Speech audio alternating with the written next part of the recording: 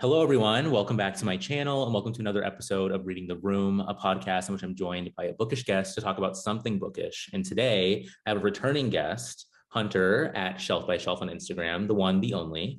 And today we're talking about book awards because he is the National Book Award baddie, for lack of a better word. If you all don't know, he recently started a newsletter and he's reading every long list back from when it started. When did it start? 1950. 1950. Okay. So I don't know. Do you want to introduce the newsletter and what it's all about?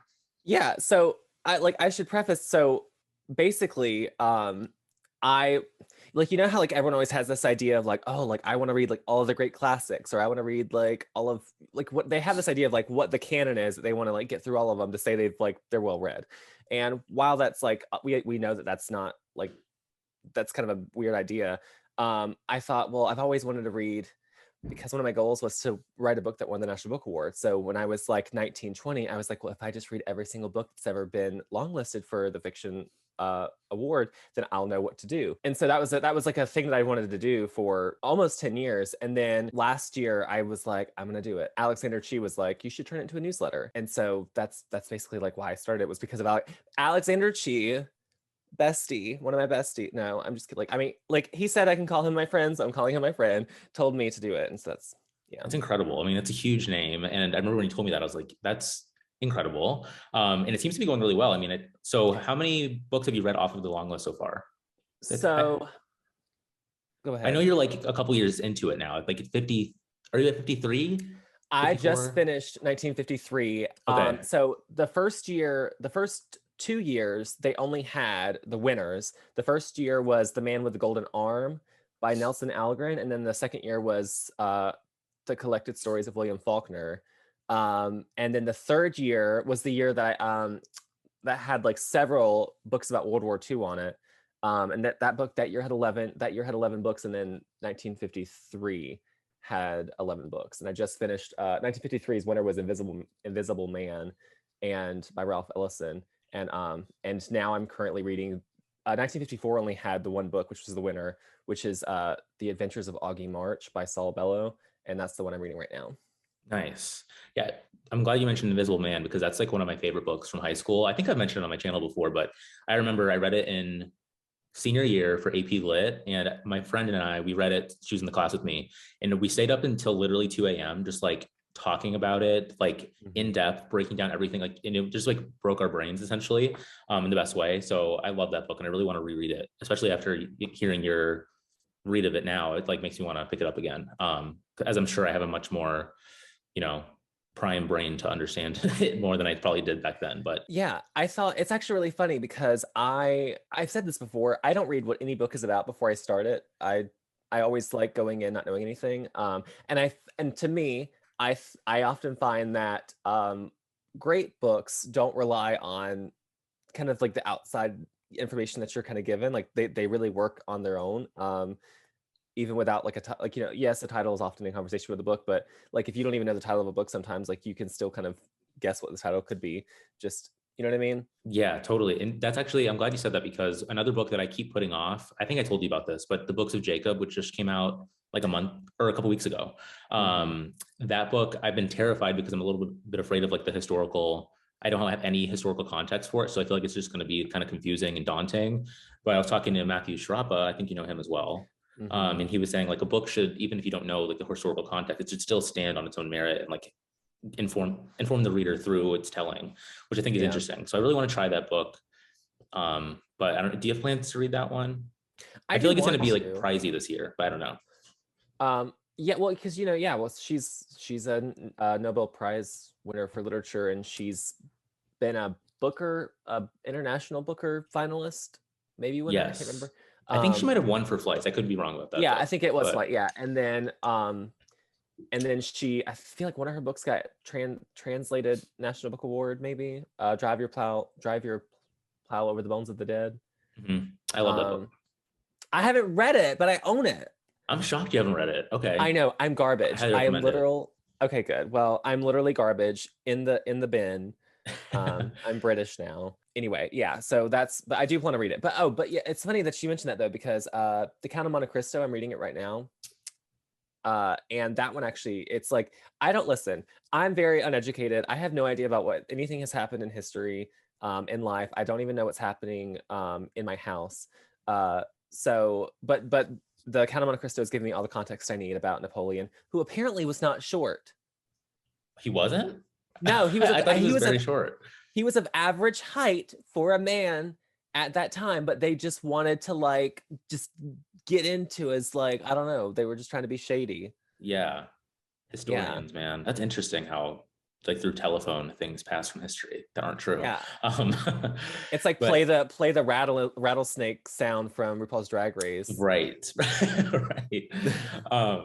So going to like the National Book Award and like reading books that are from the 50s, how do you see currently like any through lines with the National Book Award back then to like the current long lists now? Yeah, so it's interesting because I think that something I noticed about, I wrote about Invisible Man and I wrote about Ralph Ellison really kind of wanted to avoid writing like a strictly sociological novel. He didn't want to like just write like a book that just talked about like the issues of the world. He wanted to really write about, like, he really wanted to write a piece of a high art that really tapped into the human experience, while also really diving into what it meant to be like, being Black in America at that time.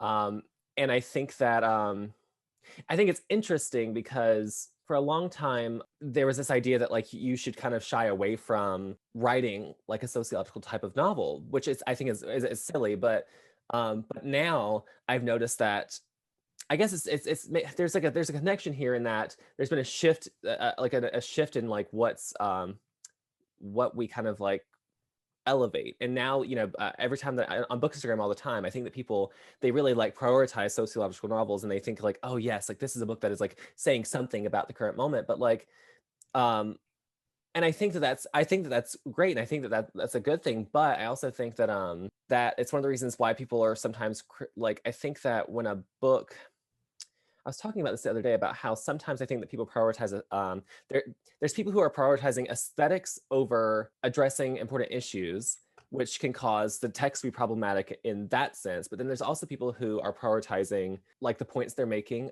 over the aesthetic of the book, and that can cause problems in how cohesive it is as a work. And so basically I feel like this is like it's a battle that's been going on, at least as far as this goes, from like the 50s to now, about like people trying to find that balance of really addressing the major problems of the world, or just addressing the different experiences that people have had, and doing it in a way that is both relevant and also artful. Yeah, totally. And I think that was really reflected in the 2021 long list, because I think it was Charles Yu was I don't know how the panel of judges works, but he was like the head, for lack of a better word, judge, right? The chair. Okay. Because he won in 2020 for Interior Chinatown. And that book was very, I haven't read it, but I know it's inventive in terms of it being like written in the form of a screenplay. And then it seemed like to me, the 2021 long list also really was considering books that were kind of interesting in craft and how they're constructed. Particularly I read, so Hell of a Book is one that is very interestingly told and set up. And then also like Matrix, for example, in terms of its like very broad telling of one life in a very condensed form. I think that's really interesting how she did that, by Lauren Groff. So what did you think of the most recent long list, and like what do you expect for next year? If there are any books already on your radar for what you think might make it? Or is it too soon to call it? This year, I think that The Swimmers, that book, I think it's Julia Otsuka. So good. It is, to me, incredible. Yeah, it's one of the best books I've read in the past couple of years. I mean, it's truly amazing. Yeah. If it's not even a finalist, I think it'll be in the top 5. It has to be. And she was a previous National Book Award winner for her last book. And that one came out like 10 years ago, right? Or something? Yeah. Was it Buddha in the Attic or the other one? Yes. Okay. Buddha in the Attic, yeah. And then as far as last year goes, I had mixed feelings about last year's books because it's not necessarily that I had mixed feelings about the books themselves, but I had issues about the discussions around the books. And I talked about this in one of my newsletters where like a lot of people thought that, so people have this like misconception about what the National Book Award is. The National Book Award, it's looking for the best written book by an American writer, but that does not necessarily mean that it's looking for a book that is about American life. And which would be the Pulitzer, because the Pulitzer is looking for like the great American novel, basically. And it says even in its like thing of what it looks for is like preferably dealing with American life. And so I think that there were several people who, and people do this every year, where they're like, oh well, like intimacies. People were like, well, intimacies, I didn't think it was American enough, and it's like, well, yeah, it doesn't have to be. And to me, intimacies, and I said this to you the other day, I thought intimacies should have been at least a finalist. I was a little bit disappointed that it wasn't, and I think that intimacies and Matrix were two of the strongest books on a technical level. But to be fair, I am also a Lauren Groff stan, so I am a little bit biased, but at the same time I'm a stan because she's literally, I think that every decade or so we have like a new like great talent, and I think that Lauren Groff is truly the next major like literary star. I think that she's going to be, I think she has the ability to be able to take the Pulitzer, or to win that National Award, but also to be a Nobel Prize winner eventually one day. I think that she's just that talented. Which you've only read Matrix, right? Yeah, it's the only one I've read, which is wild. I want to read more because I loved it.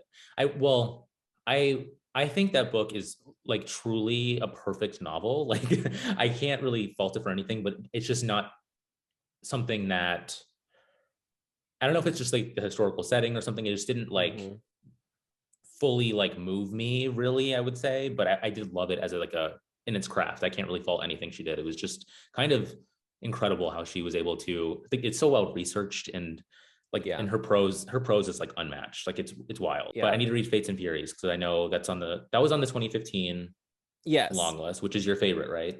Yeah. So it's really funny actually, because to be honest, the National Book Award was not the award I prioritized initially. Initially, I was all about the Pulitzer. I was like, I'm going to win the Pulitzer. I was trying to write like a great American novel for like the first like 5 years out of high school. In 2015, I read A Little Life by Hanya Yanagihara, and I loved it. And I want to go ahead and like have it on record. Like I completely recognize that it is a flawed novel in how it handles some issues. But I do also like it at the time. It was one of the first books that I feel like really it was just a very impactful, like life-changing book for me. And it's funny because so I did that, and then I started reading Fates and Furies. Like I think I finished Fates and Furies. I actually put a Little Life down because I read the first 28 pages and was like, oh, it's not for me. And then I finished it and loved it. But I read that one and Fates and Furies like right around the time that the National Book Award long list came out. Ended up loving both Fates and Furies and A Little Life. And then I also read The Turner House by Angela Florney, which is so good and really underread, I think.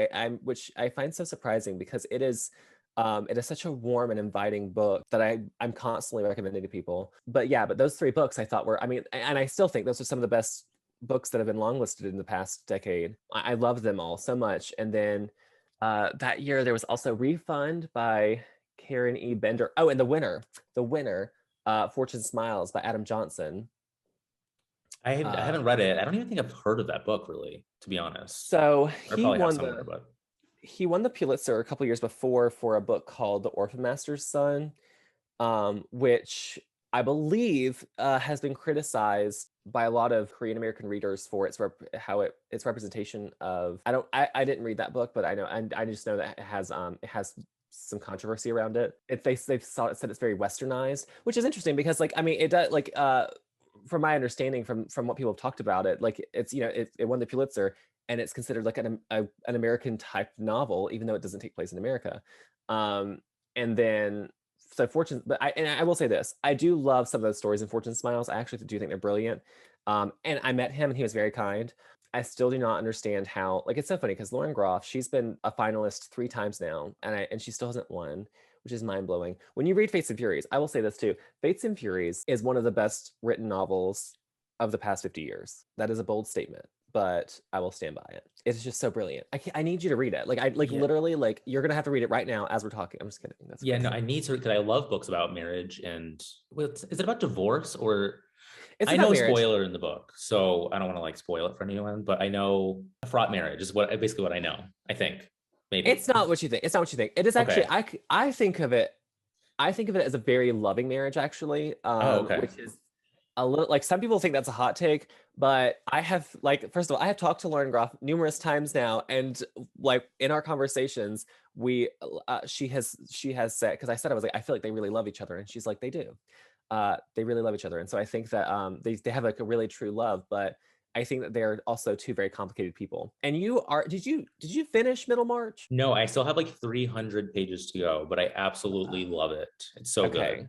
So Middlemarch is Lauren Groff's favorite book of No all time. shit. That makes so much sense. That makes so much sense because I felt similarly about Middlemarch and its prose. Like those sentences in there are just like, I don't understand how a person can do what George Eliot does in that book. It's just ridiculous. But I also had similar feelings reading Matrix, and it's interesting seeing like a modern writer really. I feel like she kind of embraces like a more like classical sensibility in her writing, which is really interesting. And I Yeah. think it's interesting that both Fates and Furies and A Little Life were on the long list because I feel like those two were both popular, and I feel like they're both incredibly divisive. A Little Life Mhm. more so, but I always see with Fates and Furies that someone either absolutely hates it or they absolutely adore it, and I don't really see much Yeah. middle ground on either of those books. No.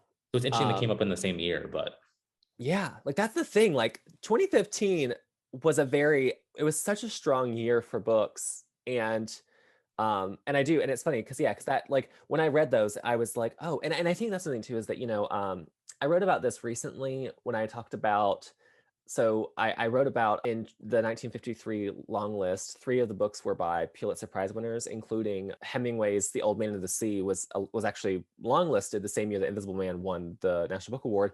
And I talked a lot about how I think that, honestly, that the Pulitzer, I think that they don't ever really make, they don't really make bold choices often. Like they don't really select books that are, they're often, I was talking to Bernie Lombardi about this on Instagram, how um the Pulitzer often awards things that are like go with the establishment of, like, of the literary landscape. That, like, it's people think that, Hemingway actually, I think, what was he'd written a book, his not his book before The Old Man in the Sea, but the one right before that. Was that The Sun Also Rises? Was that him? I don't know. I don't I c- know. I can't remember, but I know that everyone thought he should have won the Pulitzer the year that they didn't give an award. And then his next book was a flop. And then when The Old Man and the Sea came out, it was very much like, I compared it to when Meryl Streep won for The Iron Lady. Like, we all know that she did not need to win for The Iron Lady. We all know that there was, like, Viola Davis and Michelle Williams and Rooney Mara and somebody else were all on the Best Actress lineup that year, and somehow Meryl Streep won over them. It's fine. We should still talk about it, but we don't. And basically, so, like, what I'm saying is that the Pulitzer sometimes awards authors for books that maybe aren't the books they should have won for, but it gives it to them anyway. And I think that at a lot of times throughout the years, the National Book Award ends up making really bold choices, which I think was proof with the win of Invisible Man. And I think that, and that's another thing too. Why has Lauren Groff not been at least a finalist for the Pulitzer? What gives?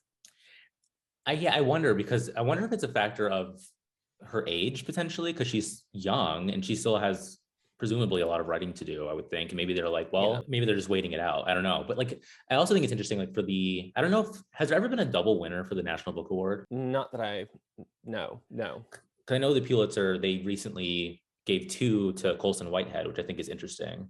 Oh, you Um, mean, like, has an author ever won one? Yes, they have. Sorry, Yes. also one more. Yeah, not like a co-winner, not like a Booker Prize, Right. Yeah. Atwood, Okay. Evaristo Yeah. situation. Yeah. Jasmine Ward, she was the first woman and the first person of color to win twice for Salvage the Bones and Sing and Buried Sing. And Saul Bellow is the only person to have won three times. There have been, like, a couple of different authors. I think, yeah, William Faulconer, he won twice. Interestingly, Steinbeck never won the National Book Award, but and people thought that he was actually, like, an alternate pick for the Nobel Prize, and people basically said it was an embarrassment that John Steinbeck won the Nobel Prize, which I think is so interesting given how regarded his work is now. Yeah, I mean, why would they like? What's the reason behind? So, side note, really quick, I feel like Steinbeck.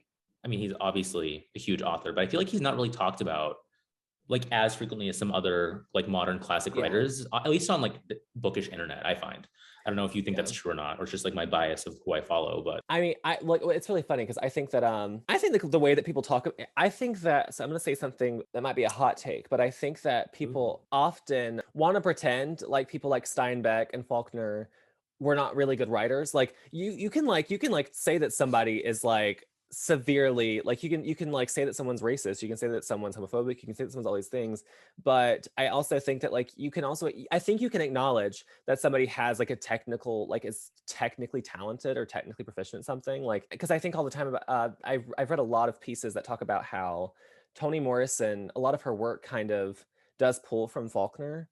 And she's like she's even talked to, she had talked a little bit about this years prior. I think that whenever we dismiss certain work like that, and how it kind of is a conversation with work of today, I don't know. I just think, I think that people hear this book is problematic, so it has to be like terribly written. And I just don't think, I think you can, I think you can have a nuanced conversation that says this book is not like, this book is not good because of these reasons, but it is technically well crafted. totally. Yeah. And I think funny you mentioned Toni Morrison. So this is wild. And I need to fix this ASAP, but I've not read any of Toni Morrison's fiction ever. I've only read her book of literary criticism called Playing in the Dark. I don't know if Yeah. you've read it, but it really, I think she does an excellent job in that book of, she criticizes major classic works by white authors and really Yeah. explores the ways that they're critically like bad at addressing blackness essentially, and she calls it like the Africanist presence that is often like dismissed in those works but is actually really there.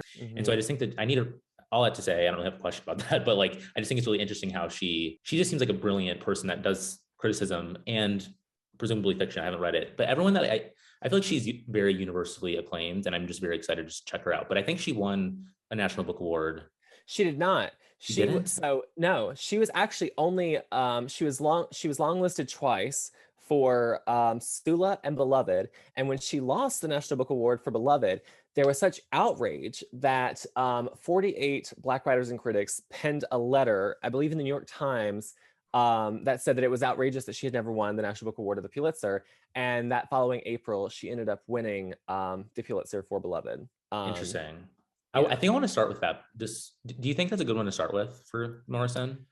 I so I always think, so I always tell people, to me, The Bluest Eye, Song of Solomon, and even her last one, God Help the Child, are what I think of as her most accessible books. I think the one that I tell people to like wait on is Paradise, because to me Paradise is her most challenging. I read Beloved. I think I read Sula and then I read Beloved when I was like 19, 20, and I was just not really able to comprehend it in the way that I wish I like that I would hopefully be able to do now. But then I read The Bluest Eye and I was like, okay, like I get this now. Oh, and I read Jazz. Jazz is really fun, but it is also structurally challenging. But Song of Solomon to me is, that's my favorite of hers, and I think it's also the one that that to me would probably be her most accessible. And honestly, like to me, it's like it's in her top three of her novels, and I was surprised that it was not. But it's also not as, it's not as structurally innovative, I guess, in some ways as some of her other books. But Well, okay. So I own like I think I own Sula, Beloved, Song of Solomon, and Bluest Eye. So I think I'll start with Song of Solomon then. I know my friend CJ on here. She also recently read Sula, adored it, and then before that she read Song of Solomon and thought it was just like amazing. So yeah. I need to check that out. So I guess a question about prizes generally. So what do you think? Why are you attracted to the National Book Award over other prizes, like such as like the Booker Prize? Because I find on BookTube, the Booker Prize is like I see more people engage with the Booker Prize than National Book Award. It seems like on the internet, and I just wonder why that is. But I don't know. Yeah, it's funny actually. So I was not as aware of the Booker Prize until 2018. It was the year that because I was all about, I was all about predicting the National Book Award at this point anyway. But maybe it was, yeah, but so it's the year that Exit West, Lincoln in the Bardo, History of Wolves, it was that year that all those books came out, because I was like, oh, Lincoln in the Bardo, it's surely going to be a National Book Award book. Exit West, surely going to be, History of Wolves. And then they were all 4, 3, 2, 1, they were all on the Booker long list, and none of them were on the National Book Award long list. And I was like shocked. And so that was the first year that I kind of even put it on my radar. But I think the reason why people like that one more is because that one has it's not like strictly like the US writers. And I think that and to be fair, I think that sometimes the Booker, I'm looking because my Booker books are over here for like whenever I eventually tackle that. The Booker books tend to be a little bit more surprising sometimes, a little bit more stylistically and formally innovative. Whereas I do think, and this is a valid criticism that that I've been like thinking a lot about lately, is that I do think that the people who pick the long list books for the National Book Award, it tends to be a very like westernized idea of what a good book is, which I wrote about this in my recent like newsletter, that like that there's like this idea of what a good book is, and that it is like a very like Euro-American like established idea of like quality literature that like we needed to dismantle. I'll tell you this, since like reading these early books and like really kind of like deeply considering the National Book Award and the types of books that it show, like it's kind of shifting my ideas about like, it's shifting like what I've thought I loved about it and what my ideas are of it. I think that anytime that you start to like really deeply consider any of these things, that you start to be like, oh, well, this is like kind of messed up. So yeah, totally. I mean, what do you think about, something I've been thinking about recently is just like, what is the purpose of a literary prize? I love following them, and I'm always excited to see what the long list is. And I think it's something to do with like a human desire for like structure. So like, so this is like the 10 books of the year to like really focus on. But then it's also a question of like, well, who is deciding it? Why are these, and then like you're saying, like, what is the consideration going into why these books are good versus not, and what's maybe not being considered? So what do you think about prizes generally, and like what draws you to them? I love the prizes because I do think that oftentimes, like actually, so while I love to predict the prizes, my favorite thing is when I haven't heard of books on a long list, because I'm like, oh, good, that is another, especially like a debut author or an author who was really under the radar before. I think that these prizes are great for highlighting authors who are kind of just kind of, I think a lot about this episode of Glee called Night of Neglect, where they perform artists that like people just don't really listen to. And I think of it like that. It's like, you're able to discover a lot of new authors with these awards. But at the same time, I still think I think it's, these are obviously flawed, and like we're trying to rectify some of this in how we're approaching awards now. I don't know. I feel very mixed about it. Like I feel ambivalent. And by the way, I think a lot about the word ambivalent. This is like a little side tangent. I think a lot about the word ambivalent because I think about how people think of ambivalent as just kind of like a meh feeling. But according to Vanessa Redgrave, is it Vanessa Redgrave in Girl Interrupted? I think it's her. She said that ambivalence is actually about two like opposing, it's like strong feelings in opposite directions, and I have strong feelings in both directions that are pulling me, like, so that's what I mean when I say ambivalence. That nobody cares, but I'm just, no, that's a good point. No, and I feel the same way. Like it's there's something that's inherently, for lack of a better word, like weird about prizes to me in terms of the comparison of it all. You know what I mean? Because I feel like it's so hard. Like, how do you compare the finalists or shortlists against each other? Like, and is it really like, is the winner really the best book, or like what is the consideration of what the winner of a prize is, and does that like does it inherently mean that it's better, or is it just doing something that is important like socially that's kind of playing into it, or is it all of those things? I don't know. I mean, I think, it's so funny because this is one of the issues I have with, like, I wrote about this in one of my newsletters recently, where I think a lot about, I can't stand whenever people talk about social issues books primarily and really like only in regards to how it addresses the social issues, because one, I think it really discredits authors who are doing a lot of, like, I think a lot about, I'm constantly thinking about Real Life by Brandon Taylor, and how and also his collection of short stories, and how masterful his work is, and how and his literary references. I mean, he pulls from so many references, and it's so impressive. And he does things structurally that are just so exciting.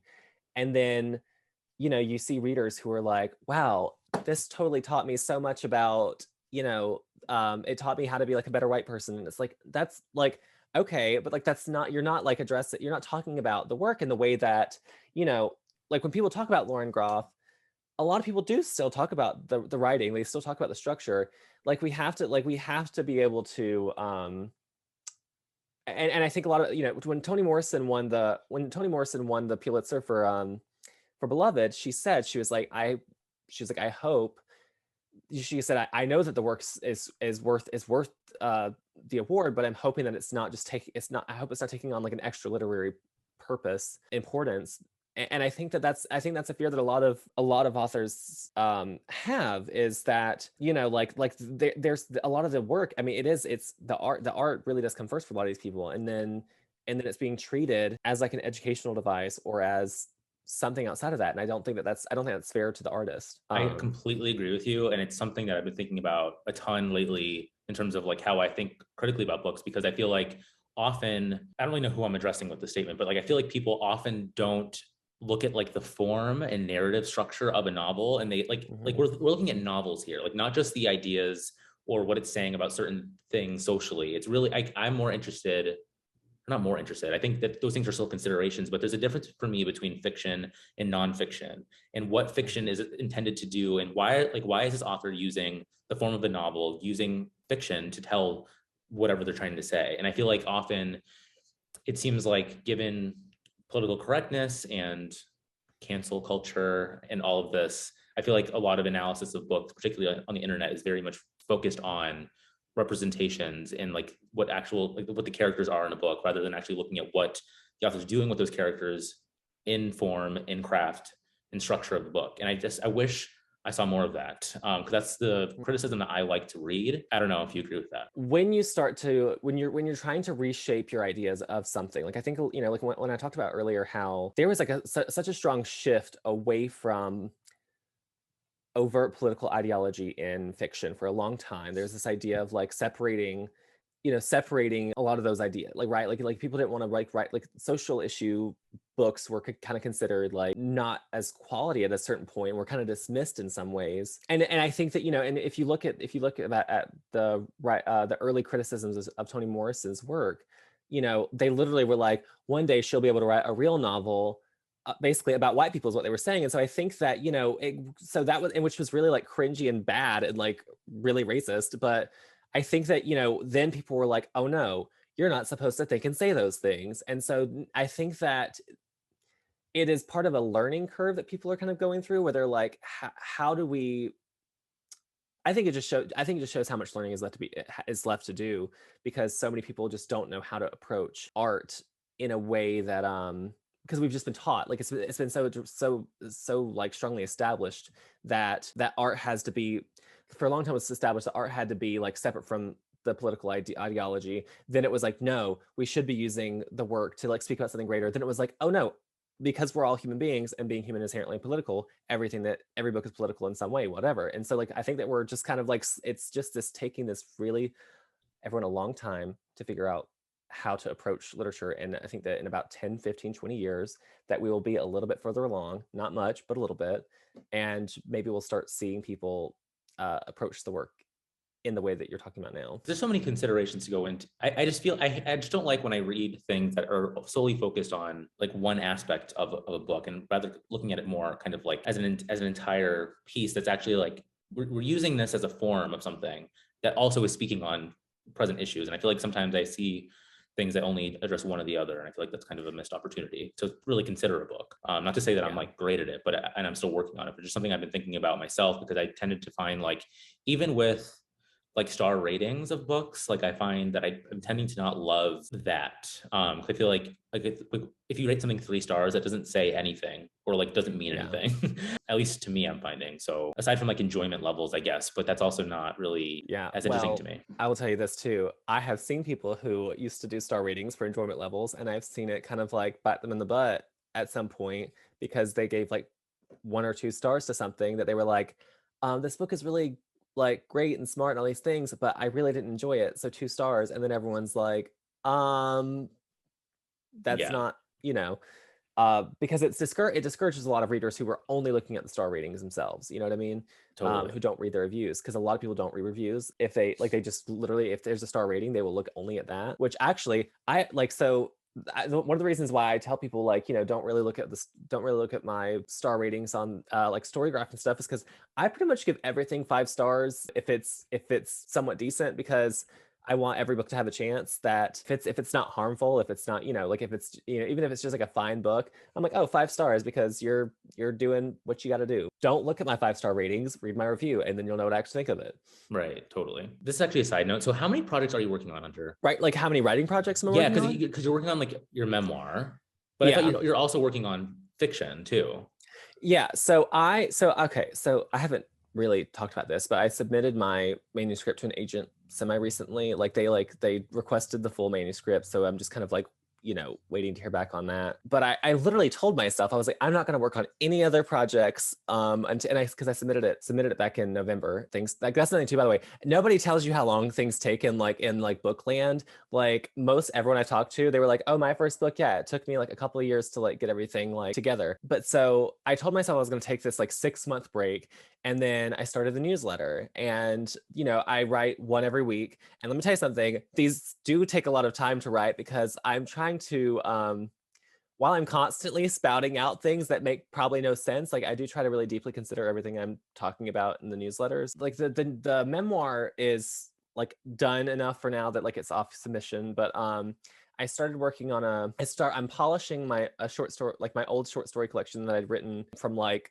19 to 22, 23. Like I have like a lot of really weird like magical realism stories. Like there's like one about a girl who is like raised as like an ugly duckling, and then this like hunter comes and like kills the mom and kidnaps her or whatever, and he's looking for his like sister who has gone missing. And basically the girl, like the whole point of the story is that the girl has realized it's like, oh, like I have to live as an ugly duckling for my mom to love me. Now I have to live as this man's sister for him to love me, because I can't be loved as who I am as a person. And I did not realize that pretty much all of my stories were all about having to shift your identity to be loved, which I think is really interesting. But now I'm editing that, and then I just started working on, unintentionally, a new linked collection of like speculative fiction. There's like a story about, I don't know if you saw, like Elon Musk is like developing like a brain chip thing.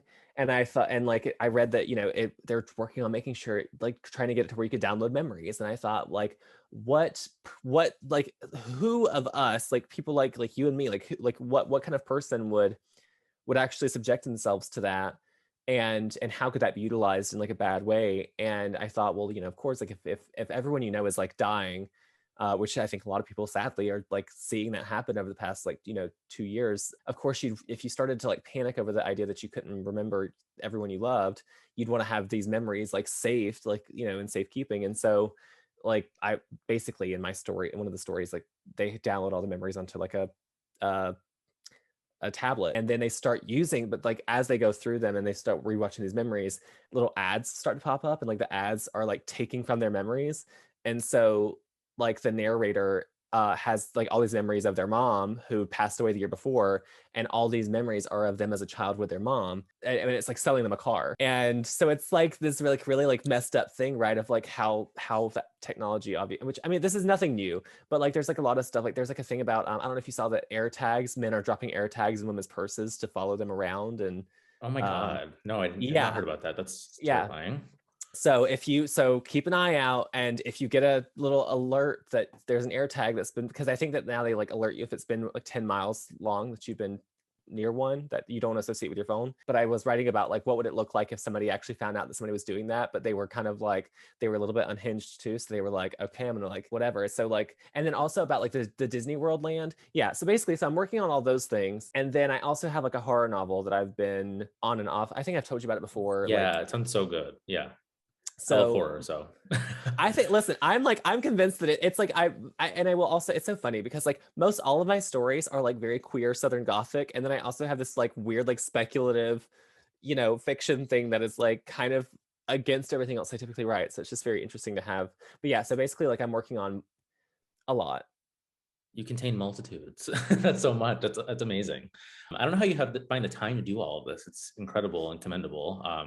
I find it hard enough to just read books, let alone write. But It's But something I've been interested in. I don't know. I would really love to write short fiction. I told you about this. yeah. I kind of want to give it a shot, but I'm so afraid of being bad that I just haven't tried, which is just an excuse, but maybe I'll try one day. I tell you to try all the time. I know you do. And I really need to. And you gave me like a prompt one time and I was like gonna do it. And I wrote out like some ideas in a note on my phone and I never did it. But anyway, so I guess so to talk about like your writing of the newsletters, how do you approach writing about fiction critically? Like does it take a lot of revision for you, or do you kind of just get your thoughts out and you just kind of like let them be what they are? I think everything that I write takes a lot of revision. Not sometimes it's not even about like refining my ideas as much as like because like the ideas are there. It's just about like like making sure that it sounds fluid. Because I will say like so I subscribe to like a lot of newsletters and nothing irks me more than if I'm paying for a newsletter and it does not feel it just feels like someone just kind of like threw up on the page. Like I don't want that. And so, you know, like my newsletter, it's $5 a month. So like I want to make sure that like people feel like they're at least like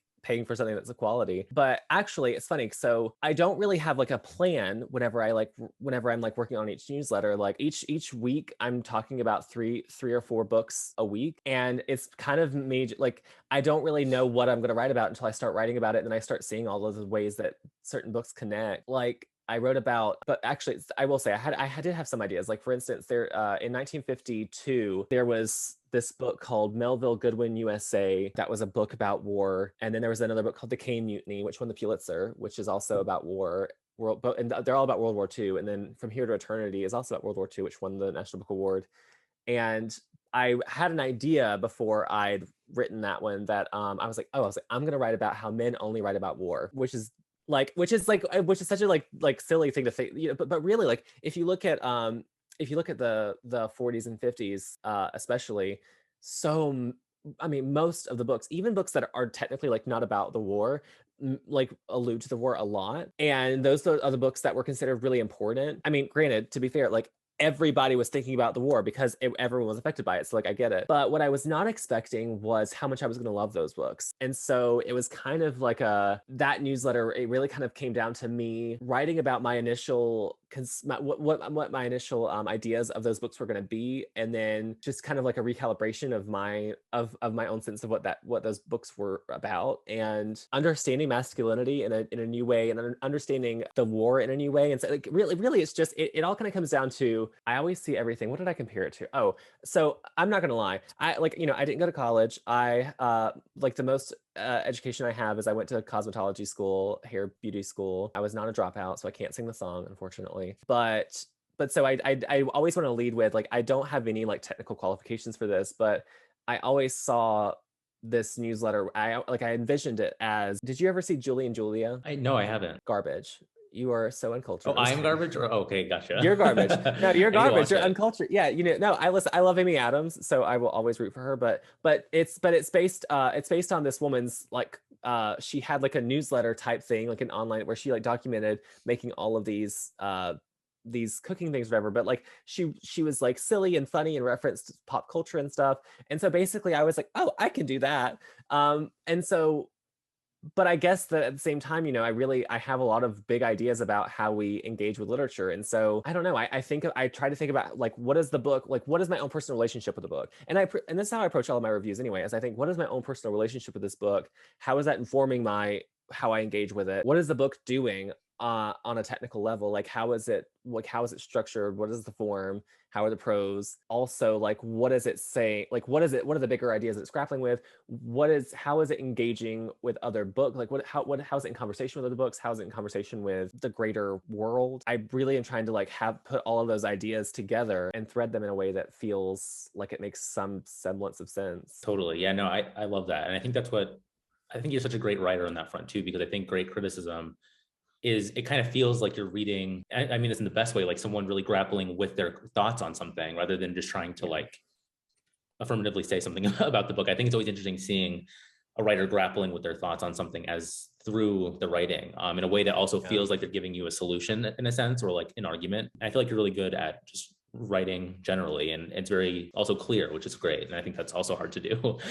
So everyone, I'll leave links, by the way, below to your newsletter. Everyone subscribe, support the girls, support the dolls. I always say that now because of fucking Drag Race. I feel I call so everyone dolls. behind.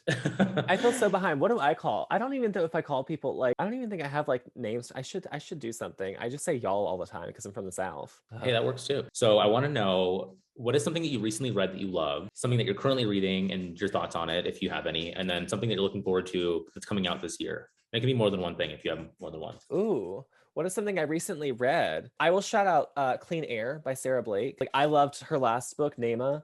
This one is so different. And I love when an author like really writes something that feels like so like such a like left turn from where they like previously were. So I loved that. I'm currently reading a book that she recommended that I started a while back and then like I'm just now getting into, which is Vladimir. Who's that author? Julia May Jonas. Thank you. Yeah. Yes. And that is I was not expecting. And actually, the reason why I'm wearing, you can't really see it on the screen, but like the reason why I'm wearing this green shirt is because I was like, I want to emulate the cover. And then so that one I'm really enjoying. And I'm really excited. There's so many, it's so funny because there's other books that I'm excited about, but I already have them. So in my mind, I keep forgetting, but like Emma Straub has that new book coming out. There's that book, We Do What We Do in the Dark by Michelle Hart that's coming out. Yeah. I just got that one recently. It sounds so good. Yeah. I love a cheating book or a scandalous affair novel. It's always fun. Wait, okay, wait real quick. We have to talk about this for a second. What are your thoughts on? So I found out that there are people who do not read. I found this out a couple years ago actually, and I'm still shocked by it to this day. That there are some people who do not read books about infidelity. Why? They said it's like not like they just don't like it. Oh. And listen, maybe it's just because I've been in my relationship now for nearly a decade and have not cheated yet. So, but I was a cheater in high school, different times. And so I don't know, maybe it's just that I'm like living vicariously through other characters for the drama. Because I think it's so interesting. I love books about infidelity because I think the motives behind it is really interesting to like consider if it's done well, of course. But I mean, I get it. It can be also a touchy subject for people, of course. That can go for anything too, but that's interesting to hear that. I know. I mean, I don't really read like romance, like genre fiction romance, I would say, but I love books that contain a sense of like spiciness on that front. And I feel like Vladimir, for example, not really cheating per se, but it's about a professor who has inappropriate relationships with his students, and then his wife she knows about it, but then it's also looking at what she feels about it, and then her becoming obsessed with a new novelist that comes to the campus. And that book is incredible. But yeah, okay. So I feel like there's so many books coming out this year that I'm very excited for. And I'm curious to know, when is the next National Book Award long? Like, when is it decided? Is it in the fall? Is that right? Yeah, it's typically in September that they announce the long list. Okay. Is the criteria, it's on the website, just look, but is it like September to September for like submission? Okay. I believe it's December 1st. I believe it's December 1st to, I could be wrong. Maybe it's not. Maybe it's December 21st. It's something. It's like, I know it's like late December until I believe like no, maybe it's like November. Yeah, like November 31st to November 3rd. I think it's like that. But like, so there's books that like aren't out yet that end up being like on the long list, short list. I think that there's been some books that were on the short list who were not even out whenever they were shortlisted. Which I always think is interesting. That is interesting. Well, I'm curious to see what ends up on there. Well, thank you, Hunter, for joining me. I will, again, leave links below. Follow Hunter, subscribe to his newsletter, do all the things if you would like. And I think in the future, if you'd be open to it, I would love to have a pod with you about short stories, like generally. Yeah. Because I feel like underrepresented on BookTube, everywhere, essentially. And I feel like I just don't like that people are shady to the short stories. I feel like they're so good and I love them. So I would love to talk to you about it because I think you have a great appreciation for short stories from what I found. But I'm still a fake fan because I haven't read Alice Munro somehow, which like, who am I? I'm so trash. And I blame it on only getting into reading in the last like 2.5 years. There's only so much I can do, but I will get caught up. Okay, but let me just say, I know that I keep saying like, you're like, oh yeah, we're going to go. But I have to say, it's so funny that you say that about not being only have gotten back into like getting back into reading or gotten into reading. Like back, I guess I would say. Like, so I've always been like a reader growing up, but like it was in law school where I really started reading, and I started like Bookstagram, and I actually started like reading every day and like actually considering what's coming out. Like what's before that, I would just read like Stephen King and like Mhm. the occasional horror thriller and like the occasional, I guess, literary book. But then I kind of plateaued in like undergrad and then the beginning of law school, and then I got back into it. So now it's like a part of my life, a huge part of my life. So that's kind of what I mean by that. But it's just so funny. I just have to say, like, and I know that everyone who follows you and watches your videos already knows this, but like, you are genuinely one of the best readers that I know. And so I just find it so funny to think about like just having just gotten back into reading because you're such a generous reader and you have such a deep understanding of the form and what it means to be like, not that there's like such a thing as like a bad reader, but I think that there is such a thing as deciding to properly engage with the work. And I think that you always do that, and I think that it's always thrilling to see how you approach different works. So I don't know, I just think that's exciting and funny. Thank you so much. That means a ton to me. And I think I kind of attribute, I don't know how I've kind of gotten into books because I tend to be like an overthinker and a worrier. So I think I kind of unintentionally got into like thinking so critically because I'm so worried about how I'm going to present my thoughts on the book. So it forces me to really think about it. So I'm hoping that Mhm. helps in me being a better thinker. And it's been a goal of mine to be better at it. So I'm hoping I'm doing that, but I don't know. But thank you I for think saying, thank you so much. I really yeah. appreciate that. And I take influence from people that you've been doing this for. So when did you start Bookstagram again? Like 20, Yeah, technically I started it in 2018, like officially January 1st, but before that I was still posting books. I just didn't know that it was a thing. yeah, because like, so you inspire me in terms of like what I read and also how I think about books. And so I've been learning from the best. So thank you. Thank you for having me. Thanks. And so everyone subscribe, and I'll catch y'all in the next one. Bye.